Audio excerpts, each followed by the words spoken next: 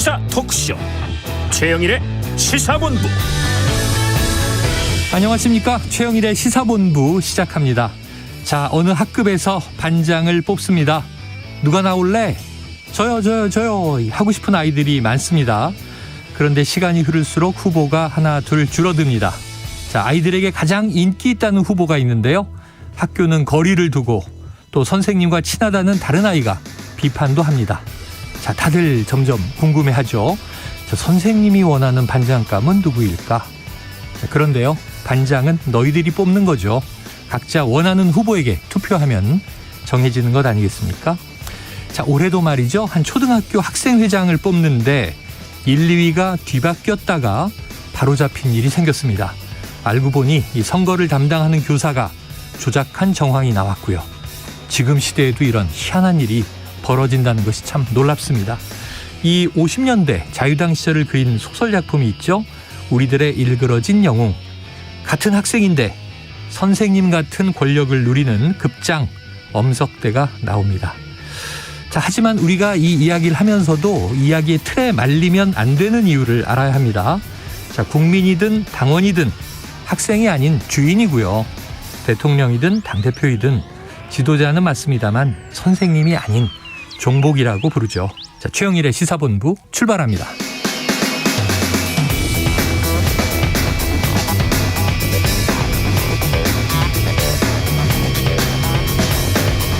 네, 전해드릴 속보가 있습니다. 오늘 낮 12시 20분부터 오후 1시 20분 사이에 미국 지구관 측 위성의 일부 잔해물이 한반도에 추락할 가능성이 있습니다.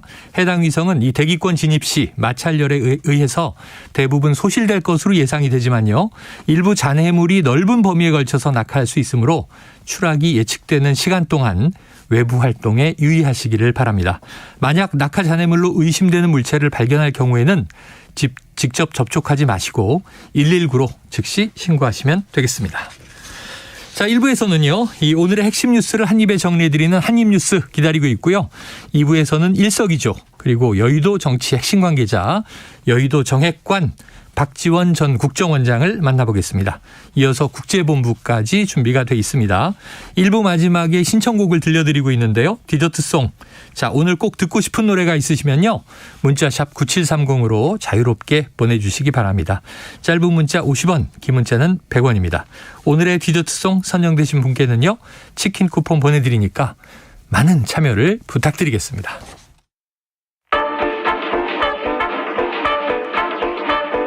최영일의 시사본부 한입뉴스. 네, 월요일의 핵심 뉴스를 한입에 정리해 보겠습니다. 한입뉴스 박정호 오마이뉴스 기자, 그리고 헬마우스 임경빈 작가 나오셨습니다. 어서 오세요. 안녕하십니까. 네, 주말들 잘 보내셨죠? 네. 예, 새해의 두 번째 월요일이 왔습니다.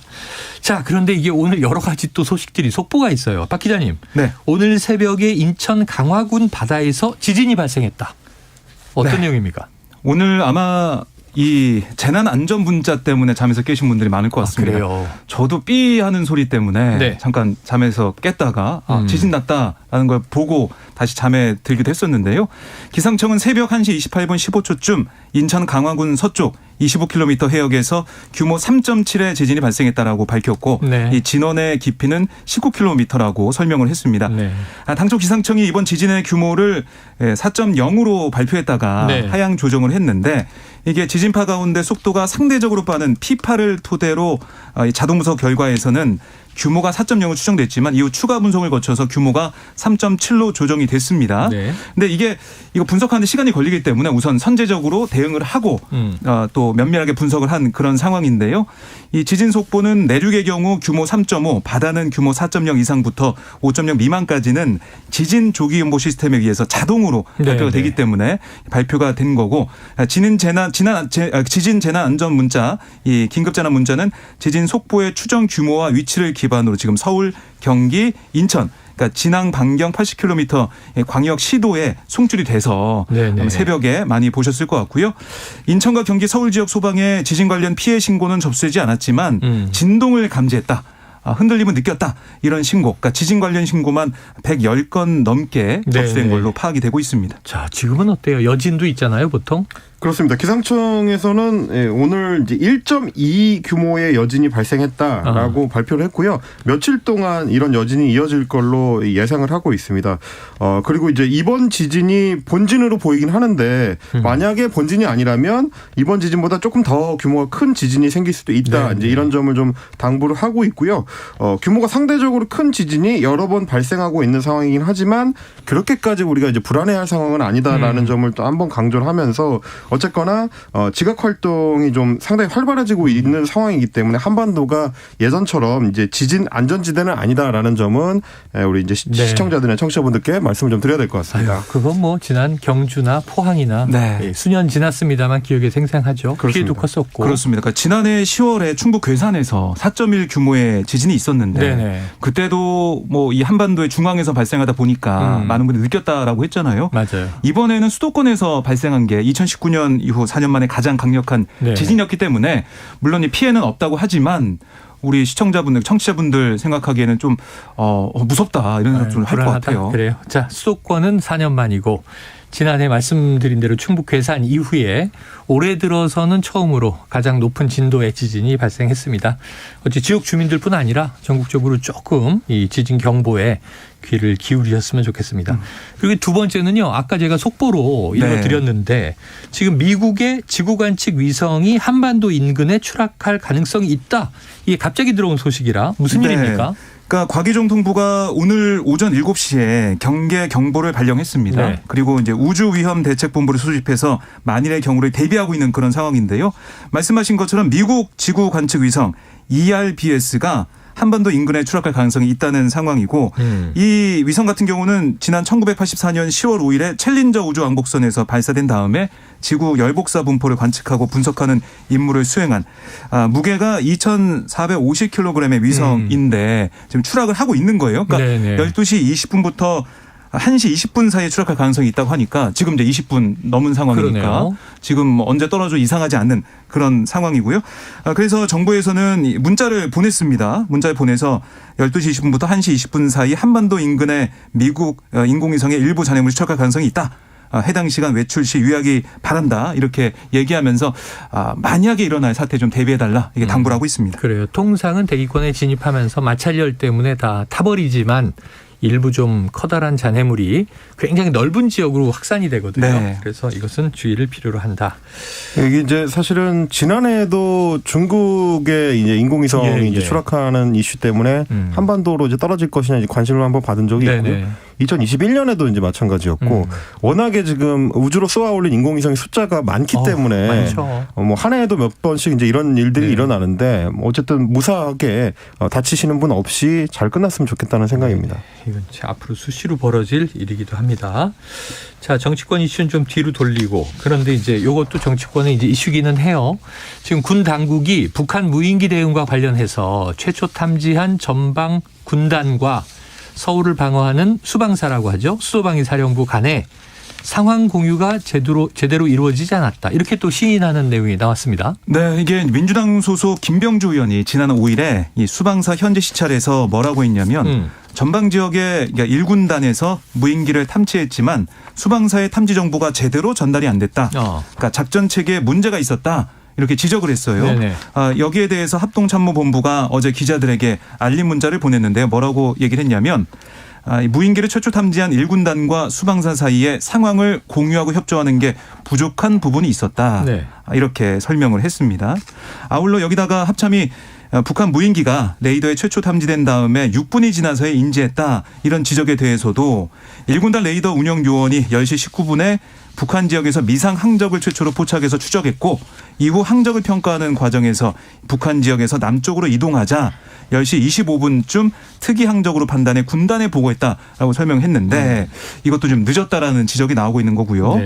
또 이제 북한 무인기 대응 과정에서 두루미 그러니까 이 작전이 두루미 이 대응 태세 그렇습니다. 이 발령까지 1시간 반 이상 걸린 데 대해서도 합참은 두루미를 바로 발령하지 않은 것은 사실이다. 또 이렇게 시인을 했습니다. 자, 그런데 이제 이 상황에서 보니까 지금 수방사는 이 1군단에서 이제 탐지한 정보를 받지 못하고 11시가 넘어서 자체 레이더로 탐지를 하고 그렇습니다. 그때부터 대응을 했다는 거잖아요. 그리고 이제 그때부터 본격적으로 대응을 하지 못하고 네. 이게 이제 무인기인지 여부를 판별하는 데 좀 시간이 더 걸렸던 거죠. 네네. 왜냐하면 이제 합참에서 애초에 이런 상황들을 공유를 했다면 탐지하자마자 바로 평가를 끝내고 그거에 맞춰서 이제 대응을 시작할 수 있었을 텐데 네네. 시간이 좀 걸렸던 겁니다. 그러니까 이제 결국에는 본격적으로 수방사가 대응하는 데까지 1시간 반이 걸렸다라는 이제 야당의 지적이 나오고 있는 상황이고 애초에 이제 합동참모본부나 내지는 이제 1군단 단위에서 미리 예하부대에 이런 사안들이 이제 신속하게 공유가 됐더라면 합동작전 하는 데 있어서도 훨씬 유리했을 것 같은데 네. 그 부분이 좀 제대로 원활하게 작동 안 한 거 아니냐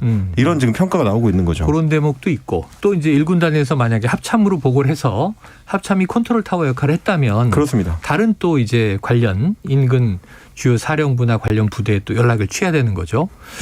이 아래로 통하든 위로 통하든 어쨌든 단절돼 있었다. 이게 좀 큰 문제겠네요. 그러다 보니까 지금 이제 민주당 같은 야당에서 지적하는 게 뭐냐면 결국 이제 이런 상황이 발생했을 때는 신속하게 대통령이 이제 지휘하는 NSC를 소집을 해서 그거에 맞춰서 국방부라든지 각 예하 제대들이 이제 대응할 수 있도록 조밀한 그 어떤 합동 작전이 가능해야 되는데 네. 대통령실이나 대통령이 컨트롤 타워 역할을 안 하다 보니까 결국 이제 각 예하 제대들도 좀 중구난방으로 대응하게 됐던 거 아니냐. 네네. 이 체계를 맞춰서 대응할 수 있는 충분한 훈련이나 이제 시스템이 네. 갖춰져야 되는데 그게 좀 이번에 제대로 작동 안 했던 거 아니냐 이런 걱정들이 나오는 네, 거죠. 그렇습니다. 그래서 언제부턴가 북한의 도발이 많아지면서 자 그러면은 먼저 선대응하고 후보고하라 이런 얘기가 많이 있었는데요. 그러다 보니까 오히려 지휘부의 역할이 조금은 더 희미해진 것 아닌가 하는 이제 안타까움도 있습니다. 이런 대목들은 앞으로 꼼꼼하게 좀 짚어서 재발 방지책이 나와야 될 것 같은데 자, 박 기자님 오늘부터 임시국회가 열리는 거잖아요. 네, 이런 그렇습니다. 사안들이 다뤄지게 됩니까? 네, 다뤄질 가능성도 보이는데 대답이 이게 애매해요. 그렇습니다. 여야의 생각이 좀 달라요. 네네. 야당에서는 이거 현안 질의해야 된다. 그러니까 국회에서 현안 질의를 통해서 본회의장에서 따져 물어야 된다 이런 거고요. 네. 국민의힘 생각은 아니 이 민감한 군사 정보를 가지고 네. 이렇게 공개적으로 따져 묻는다는 거 우리의 안보에 해가 되는 거다. 어떻게 이럴 수가 있냐? 이렇게 하면 안 되고 국방위에서 비공개로 보고하고 따져 묻는 시간을 가질 수 있겠지만 공개적인 현안 질의는 안 된다라고 맞서고 있는 상황이에요. 왜 안 될까요? 그러니까 이 국민의힘에서는 군사적인 여러 내용들이 나오게 되면 지금 나오고 있잖아요 이미. 네, 나오고 우리가 있는데 얘기하고 있고. 결국에는 이 야당 의원들의 질의에 따라서 또 정부 관계자들이 나와서 대답을 하게 된다면 네네. 이걸 누가 지켜보고 있느냐? 북한에서 보고 있다. 아니 국민이 보는 게 우선이고 북한은 보긴 보겠죠. 네, 그러니까 이 국민도 보겠지만 북한도 보는 거 결국에는 적을 이롭게 하는 행위, 이적 행위가 되는 거 아니냐 이런 논리로도 연결될 것 같아요. 근데 아마 이제 통상 안보- 여당에서 걱정하는 거는 이런 사안인 것 같습니다. 네네. 이제 국방위라든지 정보위라든지 이런 안보 문제를 다루는 그 상임위원회 같은 경우는 비공개로 진행되는 경우가 많은데 그렇죠. 왜냐하면 이번 경우도 뭐 레이더가 포착을 했다라고 하는데 만약에 질의 과정에서 해당 레이더의 재원이 뭐 탐지 어떻다든지 자산에 대해서 그렇습니다. 이제 구체적으로 이제 탐지 자산의 어떤 재원이 노출된다든지 혹은 우리가 시스템을 어떻게 작동시키는지가 네네. 노출되게 되면 그 자체가 이제 안보 상황에 이제 위험이 될 수 있으니까 예. 여당에서는 걱정하는 것일 텐데 아시다시피 이제 민주당 국회의원이나 이제 야당 의원들도 그 사안을 모르는 건 아니거든요. 결국 이제 이번에 이제 본회의에서 직접적으로 생중계되는 긴급 현안 질의를 하고 싶다는 의미는 그렇게 이제 구체적인 사안들을 밖으로 노출시키려는 목적보다는 이제 안보 상황에 대해서 이제 보수 정권이 제대로 대응하지 못한 어떤 정치적 실책을 좀 부각시키려는 목적이 있는 거기 때문에 뭐 이게 여당이 얘기하는 것처럼 그런 식의 이제 위험이 발생할 확률은 그렇게 높아 보이지는 않는데 뭐 여야 입장에서는 서로 이제 정치적인 어떤 이해관계가 서로 다르다 보니까 그래서 이제 협의가 쉽지는 않아 보인다. 뭐 이렇게 좀 보이긴 합니다. 또 네. 국방 안보 기밀에 누설 위험이 있다. 이걸 걱정하는 여당. 그리고 이제 이 문제가 터졌으니 국민을 안심시켜야 되는 거 아니냐. 또 그런 야당. 예, 박 기자님. 네, 그래서 결국에는 이 민주당에서 얘기하는 건 뭐냐면 내일 김진표 국회의장이 이 긴급 현안 질의 실시 여부를 네네. 본회의 표결을 통해서 결정하자. 아, 내일 이제 국회의원들 다 모아놓고 결정해서 거기에 따라서 하자. 이런 얘기를 하고 있어요. 네. 하지만 국민의힘에서는 계속 이제 반대를 하고 있는 상황인데 어떻게 또 얘기를 하고 있냐면 지금 민주당이 이런 임시국회 소집한 것 자체가 방탄국회를 하기 위해서 연 건데 그러니까 이재명 대표 또 노웅래 의원 그러니까 네. 민주당 의원들을 살리기 위해서 이 체포되는 것을 막기 위해서 하고 있는 것이기 때문에 거기에 그 방탄국회라는 얘기를 안 듣기 위해서 뭐 이 안보 문제나 경제 문제를 들고 와서 현안 질의하자고 하는 거 아니냐. 민주당의 꼼수다 이렇게 반박을 하고 있어서요. 또 김진표 의장이 어떤 결단을 내릴지 몰라서 지금 알 수가 없기 때문에 이런 임시국회가 열려 있어도 좀 공전할 가능성이 커 보이는 상황입니다. 네, 자 다만 이제 이번 기회에 좀 국회가 짚어야 되는 거는 대응 체계의 완비 문제일 것 같아요. 네네네. 북한 무인기가 이번에 이제 이미 들어와서 서울 상공을 뒤집어 놓고 간 것까지는 다 확인을 했으니 이 다음부터는 우리 군이 대통령이나 혹은 대통령실의 지휘하에서 이 유사 상황이 발생했을 때 어떻게 대응할 것이냐. 이를테면 레이더 시스템이 잘 갖춰져 있다는 거는 확인이 됐습니다. 네. 그렇다라는 얘기는 지금처럼 이제 북한이 무인기를 보내려고 할 때 사전 탐지가 가능하다는 것도 어느 정도는 나오는 네. 얘기거든요. 그러니까 우리 영내로 넘어왔을 때 발견하는 게 아니라 이미 띄웠을 때 북한 영내에서 띄웠을 때부터 추적이 가능하다. 그러면 넘어오는 순간 어떻게 대응할지를 네. 군 내부적으로 이제 체계 정리가 일단 필요할 것 같고요. 이번 경우처럼 용산 근처 그러니까 서울 시내 항공을 휘저으면서 이 비행 금지 구역 근처로 왔을 때는 거기까지 오기 전에 어떻게 대응할 건지 그리고 만약에 비행 금지 구역으로 들어왔다면 이번 같은 경우는 경호처에서 운영하는 방공부대들도 제대로 대응을 못했거든요. 근데 3.7km 이내로 들어오기 시작하면 순식간에 대통령실까지 올 수 있는 거기 때문에 그 전후한 시기에 또 이제 방공포대들은 어떻게 움직일 건지 이런 것들을 국회가 좀 정리해서 국방부라든지 우리 대통령실하고 이게 좀 명확하게 좀 사전 정지 작업을 하는 그런 어떤 현안 질의가 돼야 될 것 같다. 맞습니다. 이런 생각입니다. 국민들이 궁금한 것도 대응 태세죠. 이번에 안 됐다면 다음부터는 어떻게 물샐 틈 없이 잘 막아낼 거냐 이런 대목이 될 것 같습니다. 알겠습니다. 자, 그런데 내일 본회의를 열어서 이제 긴급 현안 질의를 할 거냐 말 거냐 표결도 중요한데 민주당은 내일 이재명 대표가 검찰에 출석할 예정이잖아요. 네, 그렇습니다. 내일 오전 10시 30분 수원지검 성남지청으로 이재명 대표가 출석할 예정입니다. 그러니까 민주당 쪽 얘기를 들어보면 이 대표가 검찰 소환에 이제 출석하면서 조사를 받는 상황이니까 포토라인에 서서 당당히 입장을 밝힐 거다 이렇게 얘기를 하고 있고요. 또 이재명 대표뿐만이 아니라 당 지도부가 함께 그 현장을 함께 할 거다. 그리고 이재명 대표 지지층 또 민주당 지지층이 그 현장에 이제 모이는 사람들이 많을 것 같아요. 결집할 거다. 그렇습니다. 또 한편으로는 보수 지지층도 결집을 해서 아마 진보 보수 아니면은 민주당 대 아니면은 민주당 지지하지 않는 그런 지지층이 서로 세대결 벌이는 모습도 볼 수 있을 것 같아요. 응원전과 비난전이 동시에 벌어지겠군요. 그렇습니다. 어쨌든 이재명 대표가 검찰의 소환 통보를 받은 뒤, 그러니까 지난달 26일 어떤 얘기를 했었냐면 성남FC 후원금 의혹 이미 잘 아시는 것처럼 무혐의로 종결됐던 사건이다. 그러니까 검찰의 행태가 도저히 납득하기 어렵지만 당당하게 소환에 임하도록 하겠다라고 얘기를 했었거든요. 그래서 이 날짜를 이렇게 잡았고 뭐 주말 사이에도 이재명 대표가 계속해서 뭐 변호사들과 어떤 전략을 논의하는 모습 이게 좀 보였다고 하고 또 변호 인력도 이제 강화를 해가지고 철저하게 대응하겠다 이런 생각을 하고 있는 것 같아요. 그리고 이제 민주당 같은 경우는 이 검찰 수사를 야당 탄압을 규정을 하고 있기 때문에 내일 이재명 대표 출석 이후에 그러니까 11일부터 시작되는 일정은 좀 더 공세적으로 그러니까 검찰의 비판적인 그런 공세적인 모습을 좀 보일 거다라는 얘기를 하고 있거든요. 네네. 그리고 이재명 대표가 이 새해 기자회견도 준비를 하고 있다고 해서 어떤 뭐 공세적인 입장을 취할 가능성이 크다 이렇게 볼 수가 있겠습니다. 그래요. 자, 100일 기자회견이 없었을 때 결국은 대장동 의혹 등 질문을 좀 우려한 거 아니냐 이런 비판이 있었는데 신년 기자회견을 준비했다고 하니까 사법 리스크 관련 또 민주당의 앞으로 이제 정책 관련 여러 가지 이제 궁금한 것들이 좀 해소될 것도 같습니다. 네, 이렇게 되면 이제 이재명 대표나 그 야당 지도부, 민주당 지도부의 전략에 대해서 좀 꿰맞춰 볼 필요는 있을 것 같아요. 일단은 이재명 대표가 생각보다 좀 일찍 10일에 검찰 출석을 하기로 결정한 거. 원래는 이제 10에서 12일 사이 정도에 결정할 거라고 했는데 가장 빠른 시간을 선택한 거. 그리고 이제 정성호 의원처럼 이재명계의 핵심 인사라고 하는 분들이 직접 나서서 사법 리스크를 당하고 분리시켜서 이재명 대표 개인적으로 강하게 대응할 필요가 있다.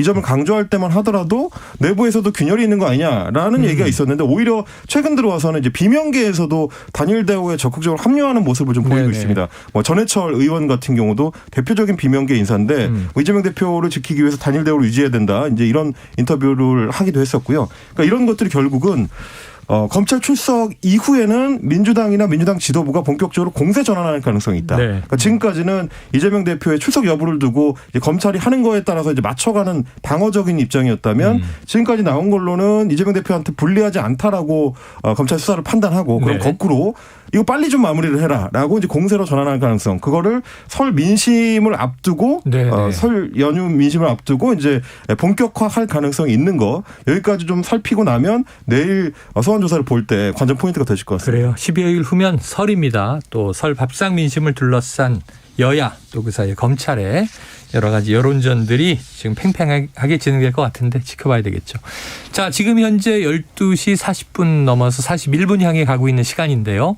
월요일 이 점심시간 교통 상황을 좀 알아보고 이어가도록 하겠습니다.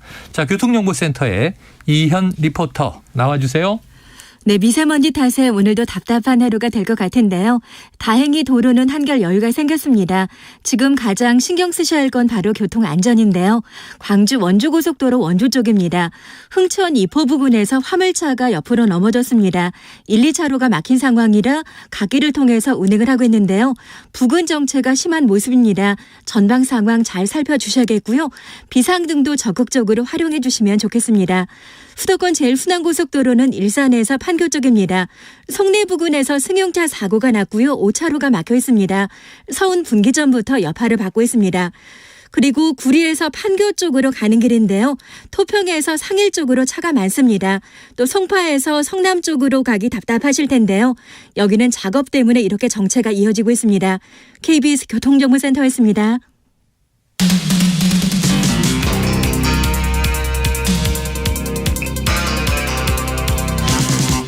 최영일의 시사본부.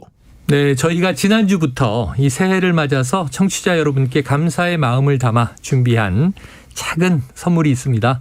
최영일의 시사본부에서 쏘는 커피, 일명 최영일 커피. 추첨을 통해서 드리고 있으니까요. 짧은 문자 50원, 긴 문자 100원 드는 샵 9730으로 소중한 청취 의견 등 다양한 문자 보내주시면요. 저희가 감사히 받들고 추첨을 통해서 커피 쿠폰을 보내드리도록 하겠습니다. 자, 다음 이슈로 넘어가 볼게요. 이게 오랜만에 경제 이슈인데, 자, 금융당국이 20%까지 낮아진 법정 최고 금리를 최대 27.9%까지 올리는 방안을 검토하고 있다. 자, 임 작가님, 이건 네. 무슨 얘기입니까? 금융위에서 지금 법정 최고금리를 인상하는 방안을 검토하고 있다는 소식인데요. 아시다시피 지금은 어디 금융기관을 가서 대출을 받든지 네. 대출 이자가 20%를 넘으면 다 불법. 됩니다. 그렇겠죠. 그렇기 때문에 이제 원래 이 사안을 추진할 때는 서민층에 특히 저신용층에 이자 부담을 좀 경감시켜 주자라는 목적을 가지고 있었고요. 2016년 3월까지만 하더라도 법정 이자가 이제 27.9%가 최고였는데 이거를 이제 문재인 정부 기간 동안은 계속 좀 끌어내려서 20%까지 약 8% 가까이 좀 이제 낮춰놓은 상태입니다. 네네네. 근데 이제 문제가 이 저금리 시대가 끝나고 고금리 시대로 바뀌면서 예. 지난해에 이 기준금리가 굉장히 많이 올라갔지 않습니까? 그랬죠. 그러다 보니까 실제로 대출을 받으려고 하는 저신용자들이 대출을 아예 못 받는 경우들이 발생한다는 거예요. 저축은행 같은 제2금융권이라든지 그보다 이제 더 저신용자들이 많이 찾는 대부업체, 네. 이런 업체들에 가도 법정 최고 금리를 넘어서는 대출을 못 해주니까 그러면 우리 입장에서는 손해율도 높은 저신용자 대상으로 해가지고는 이러면 오히려 장사를 못한다. 네네. 마이너스다. 이제 이런 얘기가 나오다 보니까 대출 자체를 아예 못하는 분들이 결국 가는 데가 불법 사금융 쪽으로 가는 경우들이 생기다 보니 그렇죠. 그런 부작용을 좀 줄여보자는 목적에서 이제 금융위원회에서는 대출 이자를 좀 높이자 이런 얘기가 나오게 되는 겁니다. 우리가 흔히 뭐 고리사채 이런 말 많이 쓰는데 7.9%, 20% 상당히 고리인데 그럼 마이너스예요? 그분들이 뭐 해요? 돈 빌려주고? 아니, 이게 돈을 빌려주려고 해도 네. 그 금융권에서 돈을 빌리기 위한 또 비용이나 이런 것들, 이런 것들이 크기 때문에 돈을 조달 받아서 또 푸니까 해야 되니까 20%로는 수지가 타산이 안 만든다라고 하기 때문에 자기 돈으로 하는 게 아니었군요. 또 오히려 돈을 빌릴 수 없다라는 거잖아요. 그런데 이게 뭐 일면 이해되는 부분도 있지만 아니 그럼 이럴 때 결국 정부의 역할은 없는 것이냐. 네네네. 정부가 할 수 있는 정책이나 대책은 없을까라는 생각을 하게 되거든요. 그러니까 이 뭐 여러 가지 금융업이 있겠지만 특히 이제 시중 은행 같은 데 보면 이번에 성과급 잔치를 막 하더라고요. 네네. 그런 거 보면서 정말 예대마진에 의한 성과가 좋은 상황인데 근데 지금 정부에서 얘기하는 건 뭐냐면 너무 예금 금리 올리지 마라. 그러니까 돈을 많이 모집하기 위해서 예금 금리 올리지 마라. 예. 그러면은 경쟁이 벌어지니까 이런 얘기를 하고 있는데 근데 또 대출 금리는 그렇게 또 안 된단 말이죠. 생각만큼 안 떨어져요. 결국에는 이런 부분을 조정하고 또 서민들과 중산층을 포함해서 국민들이 뭔가 돈을 잘 빌릴 수 있게 네네. 부담을 좀 덜 수 있는 방향으로 가야 되는데 그게 조정자 역할이 도저히 안 되고 있다라는 지적이 계속 나오고 있는 겁니다. 그러니까 사실은 이제 정부에서도 햇살론 같은 서민금융 지원 네네네. 정책을 펴고 있는데 그 햇살론조차도 최근에는 계속 막히고 있다라는 이제 하소연들이 그래요? 나와요. 네. 거기도 이제 소위 이제 조달금리라고 하죠. 예. 돈을 당겨올 때도 워낙 비싼 이자를 내야 되다 보니까 대출을 잘 안 해주려고 하는 저리로 해주기가 현상들이 쉽지 않다. 있다. 그래서 이제 박정호 기자님 말씀해 주신 네. 것처럼 서민금융 정책을 정부가 좀 적극적으로 펴라는 노력을 병행하지 않으면 단순히 이제 대출 이자만 높여가지고는 이 고리 대금에 시달리는 서민들만 더 많이 양산할 가능성이 있기 때문에 다소 좀 이제 신중한 접근이 필요하지 않느냐. 네. 야당에서도 아마 이 부분을 좀 집중적으로 보게 될 것 같습니다. 다른 방법이 필요해 보입니다. 이렇게 살면서 대출 정보를 접해보면요.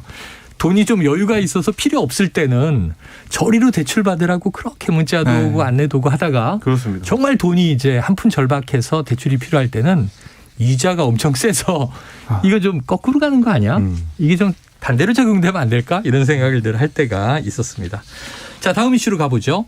자, 국회의원 회관에 전시될 예정이었던 정치풍자 전시 작품들이 전시회 개막을 앞두고 철거됐다. 임 작가님 이거 무슨 얘기입니까?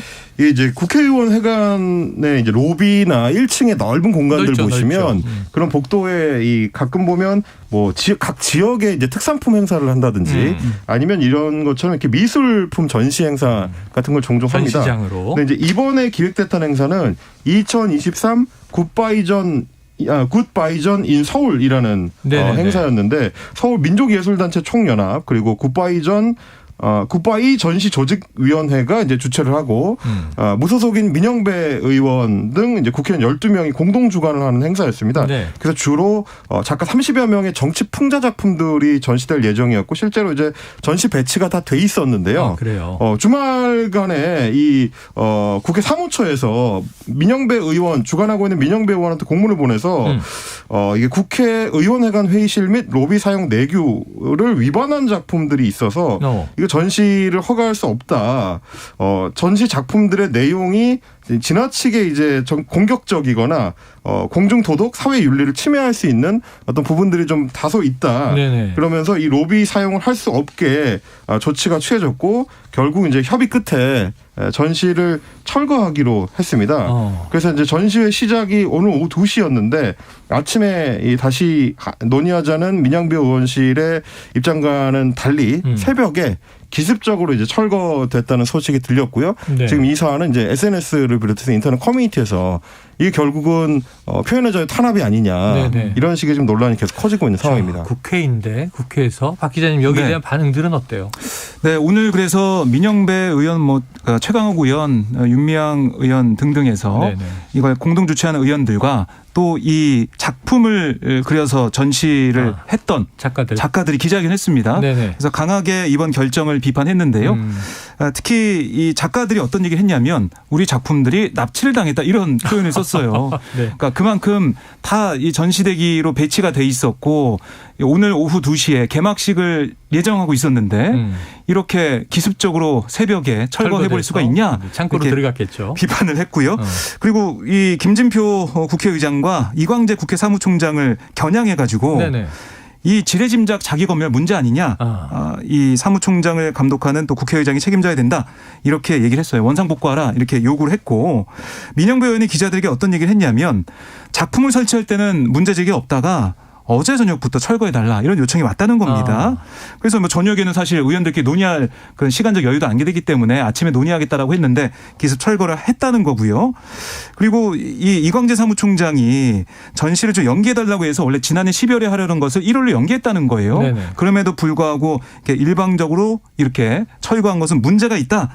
다시 이걸 좀 열 수 있게 해달라라고 요구를 했고 반대로 국민의힘에서는 이 표현의 자유 뒤에 숨은 대선 불복이다. 라고 반발을 하고 있거든요. 그러니까 윤석열 정권은 풍자라는 명분으로 대통령과 대통령 배우자를 비방하는 그림 전시회 이걸 국회에서 주최하려고 했다니 충격과 경악을 금할 수 없다. 이렇게 또 반박을 했습니다. 자, 그렇게 되면 이제 대중의 관심이 더 높아져서 설치될 예정이었다가 철거된 그림들이 또 SNS에 돌아다니단 말이죠, 요즘에는. 뭐 아시겠습니다만 이제 지난해 있었던 이 윤석열차 풍자 만화 논란도 있었고요. 저희가 뭐 여러 번 브리핑을 통해서 소개를 해드렸는데 이번에 이제 철거 대상이 된 그 작품들도 보니까 작품의 수위에 대해서 이제 국민의힘 쪽에서 이제 불만을 품을 만한 그런 내용들이 좀 있었던 것 같습니다. 이를테면 뭐 어의 예전 이제 조선 시대의 왕이 입는 그 어의를 입고 있는 윤석열 대통령이 뭐 나체를 이제 들쳐 보이고 있다든지 이를테면 뭐 김건희 여사가 쓰러져 있는 윤석열 대통령 위에 앉아 있고 뭐 윤석열 대통령의 손 옆에는 뭐 술병이 나뒹굴고 있다든지 이제 이런 식의 표현들이 아마 이제 여권 관계자들 입장에서는 심기가 불편할 수 있는 그렇습니다. 그랬을 가능성이 좀 있을 것 같은데 말씀하셨던 것처럼 이렇게 전시가 오히려 안 되게 되면 반대 효과가 나오는 경우들이 있어요. SNS를 통해서 오히려 더 크게 확산되는 경우들이 있는데 지금 좀 이제 비슷한 양상이 펼쳐지고 있지 않나 싶습니다. 제가 본 건 좀 수위가 약한 거였군요. 지난해 이제 히트했던 박찬욱 감독의 헤어질 결심 포스터에 패러디가 돼 있는 그림을 얼핏 보긴 했는데 알겠습니다. 자, 표현의 자유 논란 올해도 계속 이어지고 있습니다. 자, 오늘의 좀 마지막 뉴스가 될 것 같은데요. 해외 소식입니다. 브라질의 보우소나루 전 대통령 지지자들이 대선 불복 폭동을 일으켰다. 어느 정도 상황입니까? 네, 지금 보면은 하이르 보우소나루 어렵습니다. 보우소나루. 네, 전 대통령 지지자들이 브라질 의회, 대법원, 대통령 집무실 점거에서 선거 부정을 주장하면서 시위에 나섰는데요. 이 수천 명의 시위대가 이 브라질리아에 위치한 이런 주요 이 건물들, 장소들을 습격을 했어요. 그래서 뭐 유리창을 깨고 뭐 건물의 집기를 부수고 거기 점거하고 있는 상황인데 현재 경찰은 최루탄 등을 이용해서 시위대 해산에 나섰는데 아직까지 계속 혼란스러운 상황이거든요. 이 보우소나루 전 대통령은 지난달부터 미국 플로리다에 체류하고 있는 상황인데요. 지난 10월 대선에서 패배한 다음에 이 보우소나루 전 대통령 지지자들이 전국의 이 군부대 외부에 진을 치고 군대가 정부를 장악해서 룰라 당선자의 취임을 막으라 이렇게도 요구를 해왔습니다. 그러다가 이제 아예 실력 행사에 나섰다 이렇게 볼 수가 있는데요. 점점 이 브라질 전국의 상황이 계속해서 좀 나빠지는 게 아니냐라고 볼 수가 있겠습니다. 보우소나루 전 대통령이 이제 재임 시절에도 브라질의 트럼프다라고 이제 불렸었는데 그렇죠. 트럼프 지지자들이 이제 미국 의회에서 폭동을 일으켰던 거랑 거의 비슷한 양상이 브라질에서 재현이 된 셈입니다. 그래요. 알겠습니다.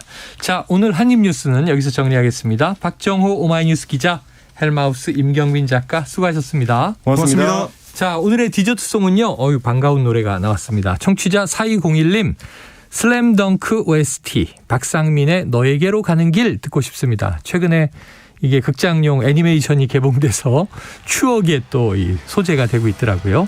자, 치킨 보내드리도록 하겠고요. 또 새해를 맞아서 청취자 여러분께 감사의 마음을 담아 준비한 최영일 커피, 최영일의 시사본부에서 쏘는 커피입니다. 추첨을 통해서 드리니까요. 짧은 문자 50원, 긴 문자 100원이 드는 샵 9730으로 문자 많이 보내주시고요. 소중한 청취 의견을 저희가 감사히 받도록 하겠습니다. 자, 슬램덩크 OST 너에게로 가는 길 듣고 2부로 돌아옵니다.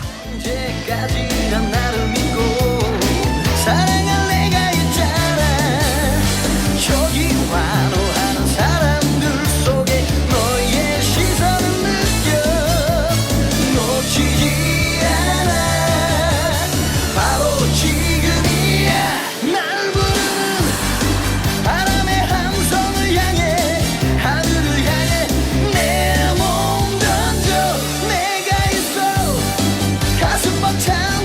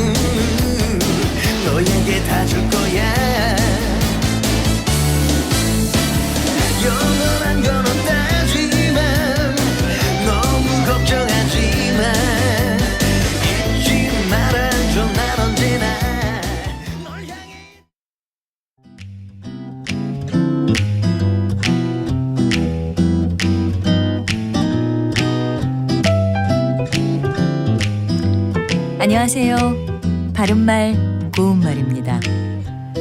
우리가 일상생활에서 말하는 표현 중에는 같은 의미를 가진 말을 덧붙여서 사용하는 예가 많이 있습니다. 이 분은 제가 아는 지인입니다. 이 예문 역시 그렇게 쓰였죠.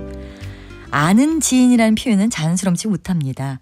지인은 알지자에 사람 인자를 쓰는 것으로 그 표현 자체가 아는 사람이라는 뜻입니다. 따라서 그 앞에 아는이라는 말을 덧붙이면 불필요한 표현이 반복되는 것이죠.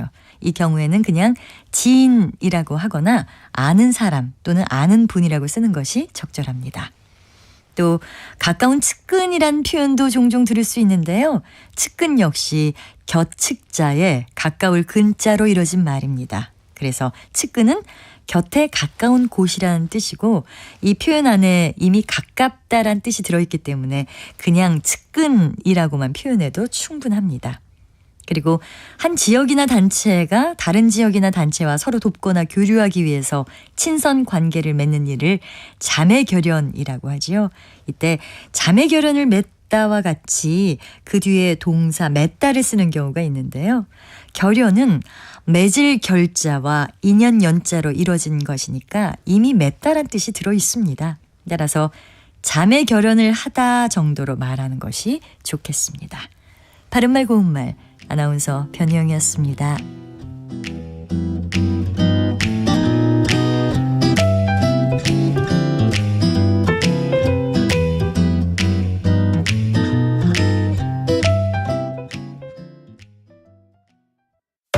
상대 얘기 중에서도 맞는 얘기가 있잖아요. 그러면 거기까지 동감이 이루어졌으니까 그럼 또 요 다음 가시죠. 무슨 정반합 이렇게 가야 되거든요. 이기고 지는 걸 떠나서 좋은 결론을 도출해내셨으면 좋겠어요. 선 넘지 않는 그런 토론. 별로 의미는 없을 것 같아도 그래도 그런 자리가 자꾸 있어야 뭐가 변화가 있을 것 같아요. 그렇게 하다가 보면 뭐라도 하나 얻어 걸리는 게 있겠죠. 시민논객 여러분을 기다립니다. 평일 저녁 7시 20분 KBS 열린 토론.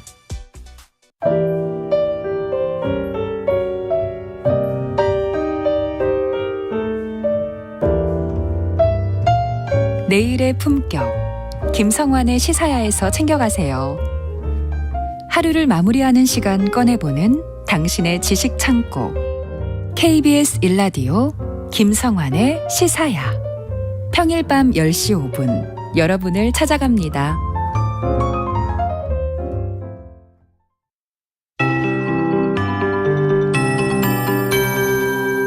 KBS 58분 날씨. 주말에 이어 오늘도 뿌연 하늘과 함께하고 있습니다. 아침엔 남부지방의 공기질이 좀 회복된 듯 했는데요. 다시 국외 미세먼지가 유입되고 있습니다. 지금 강원 영동과 대전, 제주를 제외한 전국 대부분 지역이 미세먼지와 초미세먼지 농도 모두 나쁨 단계고요. 수도권은 미세먼지 주의보가, 서울, 경기, 강원, 영서에는 초미세먼지 주의보가 내려져 있습니다. 오늘 중부지방은 종일 공기가 탁하겠고 주 중반까지 곳곳에 먼지가 쌓일 것으로 보입니다. 당분간 가급적이면 외출을 최소화해 주시는 편이 좋겠고요. 금요일과 토요일 전국에 비가 내리며 공기질이 나아지겠습니다. 오늘 낮까지 전북 동부와 경북 내륙에, 오후엔 제주도에 빗방울이 떨어지거나 눈발이 날리는 곳이 있겠고요. 서해안과 제주도에 바람이 매우 강한 가운데 동해, 서해, 제주 해상의 먼바다로 물결이 최대 4m까지 매우 높게 일겠습니다. 동해안엔 건조특보가 이어져 화재 예방에 유의하시는 게 좋겠습니다. 늦은 밤부터 내일 새벽 사이 동해안 지역에 비 소식이 있지만 5mm 미만으로 양이 매우 적겠습니다. 주 후반까지 평년 기온을 웃돌며 큰 추위는 없겠습니다. 오늘 한낮에 서울이 7도, 대전 8도, 광주 10도, 부산 14도 안팎까지 오르겠고요. 내일 아침 기온은 서울과 광주, 대구 영하 3도 안팎을 보이겠습니다. 지금 서울의 기온 6.6도입니다. 박다효입니다.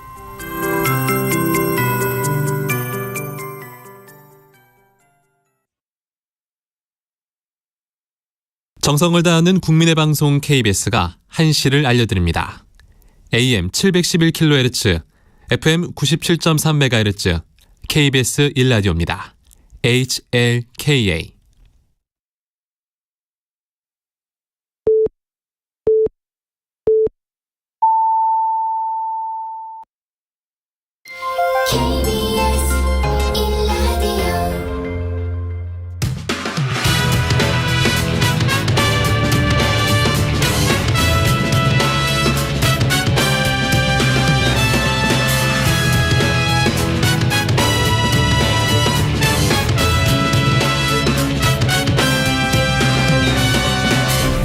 KBS 1라디오 최영일의 시사본부.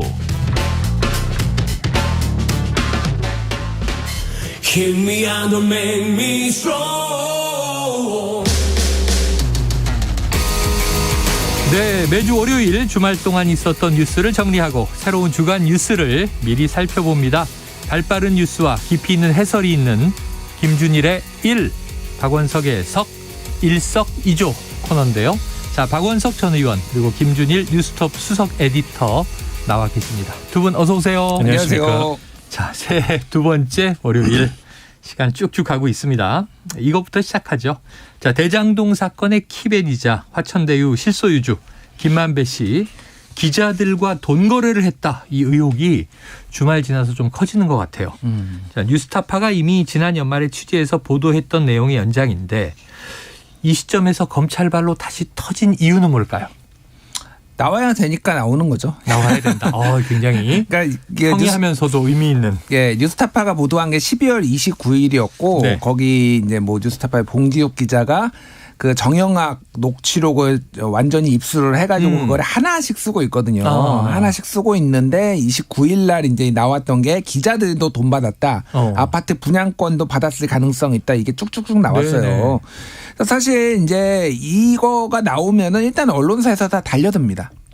이런 정도가 나오면은 네네. 추가 보도로 그러면 어디가 받았느냐 이런 것들을 받아 이제 달려드는데 SBS 네. 뭐 그다음에 조선일보 뭐 이런 데들이 이제 뭐 다 이제 보도를 순서대로 보도를 했고요.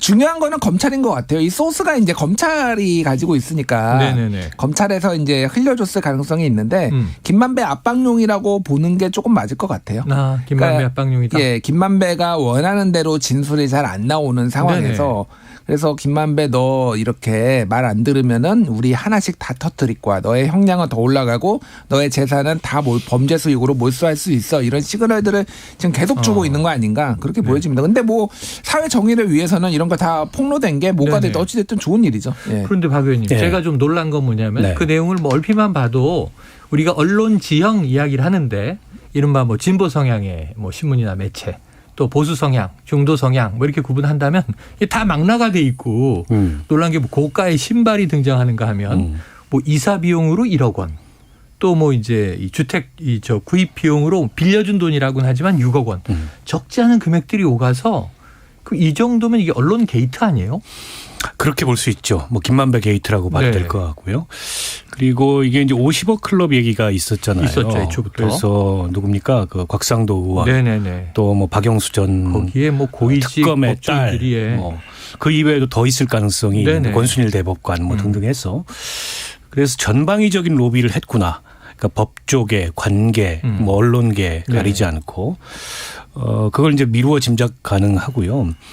검찰이 좀 전에 김준일 기자 얘기했듯이 그러니까 원하는 대로 김만배 씨 입에서 진술이 안 나오잖아요. 그래서 전방위적인 흔들기와 압박을 하는 것 같고 그래서 심리적으로 어쨌든 김만배 씨한테 최대한의 압박을 가해서 김만배 씨 입에서 검찰이 원하는 수사 방향에 맞는 진술이 나오도록 하기 위한 그런 압박용이라고 보면 될 것 같은데요. 파편이 이제 사방으로 튀고 있는 거죠. 그래서 이른바 이제 뭐 김만배 리스트 이런 게 머지않아 등장할 수도 있겠다라는 생각이 들고요. 근데 제가 지금 아직까지 표면화되고 있지 않지만 주목하는 대목은 그럼 과연 김만배 씨가 법조 출입 기자도 오래 했고 또 대장동 이 이슈가 사건화되거나 수사화될 것을 미리 대비해서 소위 말하는 이제 약을 여기저기다 쳤다라고 한다면 검찰에는 없겠냐. 저는 이런 의심도 해봅니다. 뭐 머지않아 그런 게 나올 수도 있겠죠. 내지는 검찰이 선택적 수사를 해서 뭐 그런 건 안 나올 수도 있을 텐데 상식적으로 추론해 보면 이렇게 뭐 법조계, 언론계, 뭐 정치권, 관계 가리지 않고 전방위적인 로비를 했다면 그 로비 대상에 검찰도 충분히 포함됐을 개연성이 있는데 뭐 아직까지 그런 얘기는 안 나오고 있습니다. 좀 지켜봐야 될 것 같고요. 일단은 조금 충격적이죠. 더군다나 이제 뭐 아까 말씀하셨듯이 보수 진보 가리지 않고 언론사 중견 간부들이 김만배 씨와 돈 거래를 아직은 그게 뇌물성으로 받은 돈인지 아니면 뭐 정말 빌려준 건지 그건 조금 더 더 수사를 해봐야 알겠지만 당사자들은 뭐 빌렸다 내지는 빌려준 돈 갚은 거 받은 거다 뭐 이렇게 얘기를 하고 있는데 사실인지는 확인을 해봐야 될 것 같고요. 그걸 감안하더라도 특히 이제 한겨레신문 기자 같은 경우에는 6억 원에 이르는 금전 거래를 그것도 차용증도 불분명한 채로 했다는 건 그거 언론 윤리에서도 사실은 납득하기가 어렵고 그리고 위법 소지도 당연히 저는 있다고 보고요. 뭐 지금 언론사들이 자체적으로 그 기자들 직무 배제하고 내부 조사에 들어갔습니다만 언론사 자체 조사만 가지고 밝혀질 수 있는 문제는 아닌 것 같아요. 결과적으로 이게 이제 수사 대상이 돼서 조만간 뭐 그 해당 거론됐던 그런 중견 언론인들 뭐 검찰에 소환되지 않겠습니까? 참고인으로든 피의자로든 뭐 지켜봐야 될 것 같습니다. 지켜봐야 한다. 자, 그럼 이 의혹의 핵심은 과연 무엇이냐? 김만배 씨가 검은 돈이나 아파트 분양 등으로 기자들에게 로비를 해서 대장동에 대한 불리한 보도를 막고 유리한 보도를 유도했다는 것인가? 자, 아까 말씀하신 대로 약을 쳤다 이렇게 표현을 하셨는데요. 김준일 에디터님은 어떻게 보세요? 이게 시점이 조금 묘해요. 2019년에서 2020년에 집중적으로 기자들한테 돈 거래가 있었거든요. 비교적 최근이네요. 예, 한국일보 기자는 2020년에 1억 원을 뭐 김씨로부터 받았다. 뭐 그리고 중앙일보 기자는 2018년 19년 뭐 요즈음이고 뭐 한겨레 기자도 2019년 20년이에요. 이게 우리가 주목해봐야 될 게 뭐냐면은 대장동 사태가 터진 게 작년 8월 9월이에요. 재작년. 그러니까 대선 앞두고. 대선 앞두고. 죄송합니다. 이게 벌써. 한 해가 지났어요. 그러니까요. 2021년 정확하게 2021년 8월 9월이죠. 그러니까. 자, 요 시점인데 요거보다 1년에서 2년 앞서서 기자들한테 돈을 뿌렸던 거예요. 자, 그러면은 이 돈을 뿌릴 시점에 이를테면은 이재명 경기도지사가 대선에 나와서 이낙연을 이기고 누군가를 이기고 대선 후보로 돼가지고 이게 막 이렇게 커지려고 짐작할 수는 있겠지만은 그게 메인이 아니었던 거죠. 그러니까. 여러 시나리오 중에 그냥 하나였을 하나였고 뿐이죠. 중요한 거는 대장동이라는 게 이게 워낙 이권 관계가 복잡하고 자본이 많으니까 이거 자체가 기사가 안 나오게 만드는 거. 이런 용도로 이제 했다라는 거예요. 그래서 이제 50억 클럽이 있었고 소액 매수가 가능한 기자들 좀 자존심 상하는데 저도 저널리스트로서 소액 매수가 가능한 기자들한테 몇 천만 원 뭐 아니면 무슨 뭐 명품 신발 무슨 골프 치면서 뭐 이런 것들이 집중적으로 이제 된 건데 사실 이제 기자들 그 당시에 제가 이 당시에 김만배 씨를 알았던 법조를 출입했던 기자들한테 물어보니까 대장동에 관련됐는지 여부를 몰랐던 사람도 꽤 있었어요. 그게 뭐냐면은 쉽게 얘기를 하면은 이 양반이 부모한테 땅을 엄청 상속받아가지고 갑자기 벼락부자가 됐다더라. 돈이 많구나. 이런 식으로 소문이 퍼지는 사람. 그리고 누군가는 야, 뭐 거기 개발에 들어가서 돈 많이 벌었대. 요게 섞여 있어서 사실은 그러니까 그런 것 같아요. 그러니까 여기에 약간 죄책감을 덜 느끼고 받은 사람도 있을 것 같아요. 그러니까 아는 형이 부자가 됐어. 그래가지고 쏘면서 골프 치면서 뭐 100만 원 뭐 줬어. 이게 그러니까 뇌물이라고 생각 안 하고 받은 사람도 있을 테고 한겨레 기자나 뭐 중앙일보 기자 이런 사람들은 대장동 돈이다 이걸 알고서 받았을 가능성이 매우 높고 이게 막 다 섞여 있는 건데 뭐가 됐든 윤리적으로는 매우 문제가 있지만은 이런 정황들이 있었다. 이제 봐야 될 것 같아요. 시기까지 이제 짚어주셨습니다. 그럼 이제 언제든 대장동이 만약에 좀 문제가 터지면 언론들이 요거 좀 이른바 뭐 흔히 하는 얘기가 마사지 해달라 이런 취지를 미리 깔고 있었던 거 아니냐 하는 부분인데 자 언론사 간부들 외에도 뭐 용돈 밥값 기자 수십 명과 금전 거래를 했다 아까 소액 매수라는 조금은 당사자들에게는 이걸 뭐 모욕이라고 할 수 있을까요? 받은 것 자체가 큰 문제인데 지금 김영란법 생각을 하면요 여기 언론 범위까지 집어넣어서 난리가 났었잖아요. 3만 원 밥 이상 밥 먹으면 안 된다. 근데 저는 이게 뭐 몇 억씩 왔다 갔다 하니까 뭐 명품 신발 정도는 이게 귀여워 보인다는 분도 있지만 큰일 날 일이죠. 가족들에게 이 정도 신발 사주십니까? 어떠세요? 아니요. 김영란법에 따르면 뭐 100만 원 이상의 금품이나 선물을 수수하면은 김영란법 위반이 됩니다. 기자들도. 때문에 지금 언론 보도로 알려진 바로는 뭐 골프 칠 때마다 100만 원 혹은 뭐 그 이상 줬다. 봉투를 줬다. 그게 이제 상대적 소액으로 보이지만 뭐 6억 원 이런 거에 비해서 김영란법 위반에 해당하죠. 그렇죠. 때문에 이거 검찰이 수사를 어디까지 할 건가. 과연 이렇게 뭐 100만 원 이상 거론되는 그런 기자들 다 수사 대상으로 삼을 건지 그렇지 않을지 뭐 상대적으로 좀 고액이나 고가의 거래에 대해서 이런 법 위반 여부를 적용할지 그건 좀 지켜봐야 될 것 같은데요. 문제는 이제 언론사들이 일종의 이제 어느 정도의 자정작용을 할 건가. 네. 이것도 저는 귀추가 주목되는 대상이라고 봐요. 물론 지금 이름이 명시적으로 거론은 안 됐지만 지목된 뭐 한국일보 또 한겨레 신문 중앙일보 매체들. 그래서 직무 배제하고 자체 진상조사에 들어갔습니다만 그 이외에도 지금 뭐 수십 명이다 뭐 이렇게까지 거론이 됐잖아요. 그에 대해서 언론들이 어떤 대응을 할 건가. 왜냐하면 언론은 어쨌든 권력을 감시하는 위치에 그렇죠. 서 있기 때문에 이런 식의 뭐 부정부패 내지는 뭐 뇌물성 접대 이런 걸로부터 굉장히 자유로워야 되는데 이제 그렇지 못하다는 이제 사실이 또 확인되면 언론에 대해서 가뜩이나 불신도 큰데 또 이렇게 이제 진영에 따라서 언론에 대한 불신이 나뉘어지잖아요.